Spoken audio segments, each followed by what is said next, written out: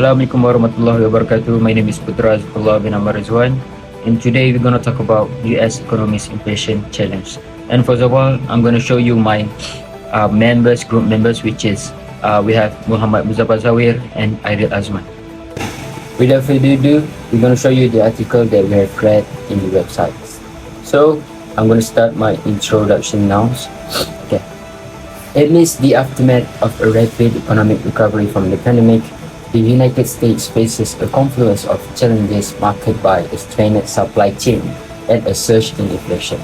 The intricacies of these economic dynamics unfold against the backdrop of heightened demand, which has placed unprecedented pressure on supply chains, resulting in significant price hikes across a myriad of goods and services. In response, the Federal Reserve has proactively raised policy rates and unwound certain securities, aiming to mitigate the inflationary pressure and their cascading effects on various sectors, particularly the housing market. As the nation grapples with these economic intricacies, this article explores the multifaceted policy responses and potential consequences, dissecting the complex interplay of factors shaping the trajectory of the US economy. So next, the first facet of the Federal Reserve's response involves a proactive increase in policy rates by 1.5% this year, complemented by the strategic unwinding of treasury bonds and mortgage-backed securities. These actions have significantly heightened borrowing costs, exemplified by the average fixed rates on a 30-year mortgage surging from 3% to a range between 5 and 6% in 2022.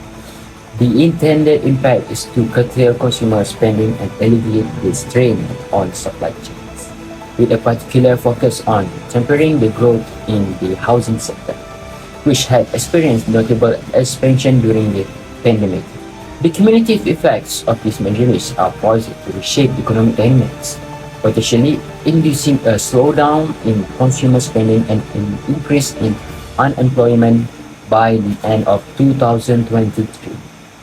Hence, the theory here is an income policy because the government has to ensure wages do not rise faster than productivity. Thank you, Putra. So, right now, I will in charge on presenting my slide. First, I would like to introduce myself, which is my name is Muhammad Muzaffar Zawir bin Ruziman. So, let's start this presentation. The Federal Reserve's second plan tackles economic challenges tied to supply chain issues and rising prices. It involves cutting down government spending on pandemic-related aid programs. The aim is to slow down how much people spend, easing pressure on supply chains and creating a more balanced economy, whereas could lead to higher mortgage rates. The expected result is a cooling down of the housing market, which was growing strongly during the pandemic. This might mean less demand and higher mortgage rates, potentially resulting in a 5% unemployment rate by the end of 2023.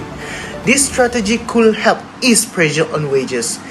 In summary, the government is using a money-saving plan by spending less to control rising prices.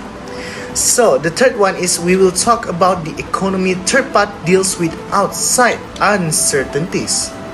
Global events and ongoing high prices are risks for the US economy. Things like the Russia-Ukraine conflict, pandemic problems, and possible shutdowns in China add to the uncertainties. These uncertainties could really change how the economy moves.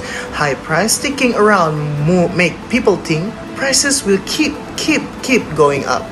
This might make the Federal Reserve do stronger things.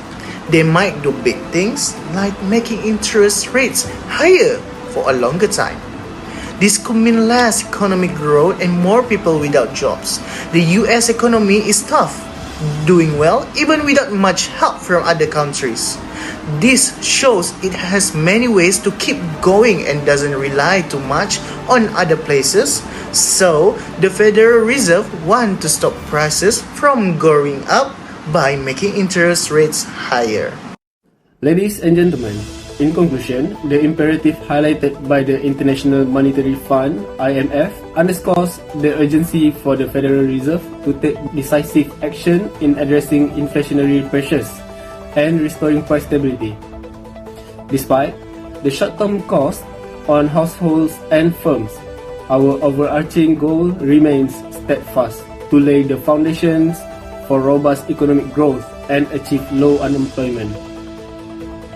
Our proposed comprehensive approach, aligning with the IMF's recommendations, advocates for inclusive recovery measures.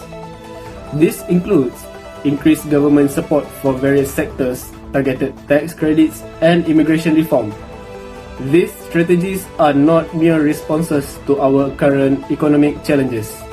Rather, they are a blueprint for forging a resilient and inclusive economic future. As we navigate these economic complexities, let us recognize the call to action conveyed by the IMF. The resilience of the US economy, highlighted by its ability to thrive beyond dependency on the foreign sector, reinforces our confidence in a self-sustaining economic foundation. In embracing this holistic strategy, we acknowledge the short-term sacrifices as investments in a more robust and inclusive economic future. Together, with swift and purposeful action, we have the opportunity to shape an economic landscape characterized by stability, resilience, and prosperity. Thank you for your attention.